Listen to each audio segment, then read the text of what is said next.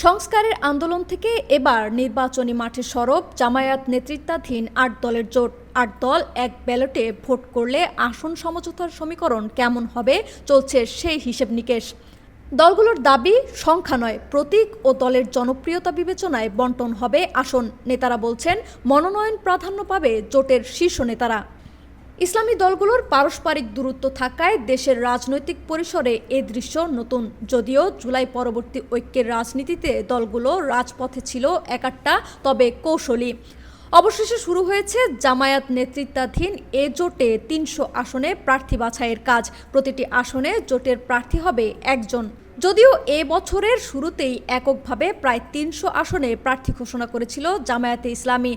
একইভাবে গেল আগস্টে ৩০০ আসনে প্রার্থী চূড়ান্ত করে গণসংযোগ শুরু করে ইসলামী আন্দোলন। জোটের বাকি দলগুলো সামর্থ্য অনুযায়ী প্রার্থী ঘোষণা করে। কিন্তু প্রশ্ন উঠেছে, কিভাবে হবে এ আসন সমঝোতা? জোটসঙ্গী নেতারা বলছেন ভোটের মাঠে প্রার্থীর জনপ্রিয়তা ও দলের অবস্থান বিবেচনায় প্রার্থী বাছাই করবে সমমনা এ জোট।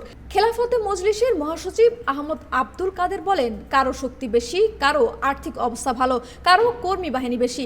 যখন আসন নিয়ে আলোচনা করা হবে তখন দলটা ছোট হলেও কোনো প্রার্থীর ভালো অবস্থান রয়েছে সেভাবে বিচার করতে হবে। জাতীয় গণতান্ত্রিক পার্টির মুখপাত্র রাশেদ প্রধান বলেন, সর্বোচ্চ ছাড় দেওয়ার মানসিকতা নিয়ে আছি, যেন আমাদের মধ্যে কোনো বিভেদ সৃষ্টি না হয়। শুধু জাকপা না, আমি বিশ্বাস করি প্রতিটি দল সর্বোচ্চ ছাড় দেওয়ার মন মানসিকতা নিয়েই আসন বন্টনের যে বৈঠক হবে সেখানে বসার জন্য প্রস্তুতি গ্রহণ করেছে।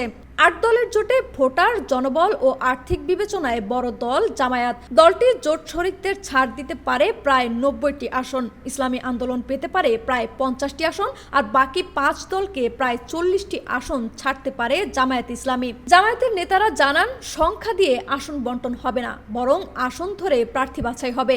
তবে জোটের শীর্ষ নেতারা প্রাধান্য পাবে। জানান, দেশ পরিচালনার প্রস্তুতি নিচ্ছে এ জোট। জামায়াত ইসলামের সহকারী সেক্রেটারি অ্যাডভোকেট এহসান মাহবুব জোবায়ের বলেন, কতটা আসন কে নেবে, কে পাবেন এটা মুখ্য হবে না।